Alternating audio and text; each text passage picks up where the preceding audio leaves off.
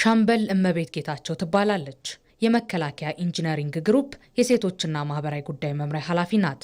በ1997 ዓ.ም ነበር የመከላከያ ሰራዊትን የተቀላቀለችው። የመምሪያው ኃላፊ ከመሆኗ በፊት በተለያዩ የጦር ግንባሮች ተሰልፋለች።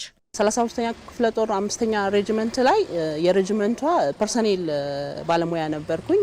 እዛ ያለን መጀመሪያ በአማራ ክልል ነበር የነበርነው። ከዛ በኋላ በሁመራ የሽምቅ ውጊያ ነበርና እዛ ግዳጅ ላይ ተካፍያለሁ። የመከላከያ ተቋምን ለማዘመን እየተከናወኑ ባሉ ስራዎች ውስጥ የሴት ሰራዊት አባላትን ወደ ከፍተኛ አመራርነት ማምጣት ቅድሚያ የተሰጠው ጉዳይ ሆኗል። ይህ እርምጃ የሰራዊቱን የውጊያ ብቃት ከማሳደግ ባለፈ በስትራቴጂክ ደረጃ ሴቶች ያላቸውን የመምራት አቅም በተግባር ለማሳየት፣ በዚህም የመከላከያ ሚኒስቴር ሴት ኃላፊዎች ወደፊት እንዲመጡ እየተሰራ ይገኛል። በሚኒስቴር መስሪያ ቤቱ ደረጃ በእያንዳንዱ ዳይሬክቶሬት ላይ መምሪያዎች ላይ ሴት ኃላፊዎች አሉ።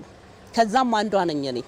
ተቋማችን ሴቶችን ወደፊት ለማምጣት በክተው እንዲገኙ ራሳቸውን እንዲያበቁ በትምህርት በችሎታቸው ራሳቸውን ወደፊት እንዲያመጡ ሜዳውንም ፈረሱንም ሰጥቶናል። ሴቶችን ከማብቃት ጋር ወይም ደግሞ የውሳኔ ሰጭነት ኃይላቸውን ከማምጣት ወደ ከፍተኛ ማዕረግ ወደ ማምጣት ትልቅ ስራዎች ይሰራሉ። በዚህ ዙሪያ ላይ የሴቶች ተሳትፎና ሚናቸው ከፍተኛ ነው። የሀገር ሉዓላዊነት ሲደፈርና የዜጎች ሰላም ሲታወክ ከራስ በላይ ሀገርን በማስቀደም ዋጋ የሚከፍሉ ሴቶች በግንባር አልጠፉም። የመከላከያ ሚኒስቴር የሴቶች ቀንን በማስመልከት ሴት ወታደሮች በሰራዊት ውስጥ በተለያዩ የግዳጅ ቀጠናዎችና የሙያ ዘርፎች ተሰማርተው የላቀ ጀግንነት ለፈጸሙና ግዳጃቸውን በብቃት ለተወጡ እውቅና ሰጥቷል።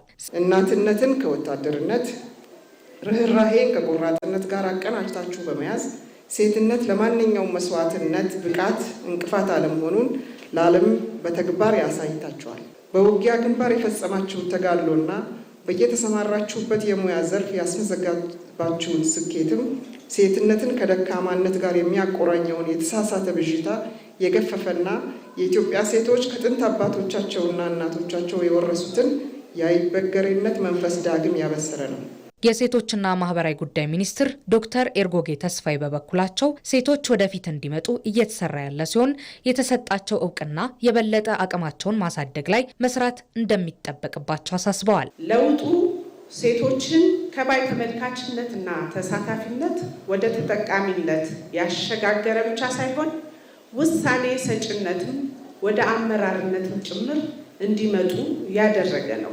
ከዚህ ቀደም የምታደርጉት እንዳለ ሆኖ በበለጠ ትጋት፣ በፈጠራ፣ በብቃት ለማሳየት ያገኛችሁትን አጋጣሚ ሁሉ እንደምትጠቀሙ አምናለሁ። የመከላከያ ሴቶች ማህበራዊ ጉዳይ ዳይሬክቶሬት ዳይሬክተር ብርጋዴር ጀነራል ሁላገርሽ ድረስ በበኩላቸው ለሴት መከላከያ ሰራዊቶች የተሰጠው እውቅና በልፋትና በመስዋዕትነት የመጣ ነው ይላሉ። ይህ ዛሬ የቆማችሁበት የጀግንነት አቋም፣ በየግንባሩ የፈሰሰው ወዝ፣ በስልጠናና ማዕከል የታዩ ጽናት፣ በየተመደቡባቸው የስራ ዘርፎች ያሳያቸው ወታደራዊ ዲሲፕሊን ውጤታቸውን ያስመሰከሩበት ቀን ብለን ዛሬ ሰይመነዋል። ሴት የመከላከያ ሰራዊት አባላት በሁለንተናዊ መስክ ተፈትነው ያለፉ መሆናቸው በውጤታቸው አረጋግጠዋል። ሴቶች በጦር ሜዳ በደህንነትና በሰላም ማስከበር ስራዎች ላይ የሚያሳዩት ብቃትና ጀግንነት የሀገርን ሉዓላዊነት በማስከበር ረገድ አሻራቸውን አስቀምጠዋል።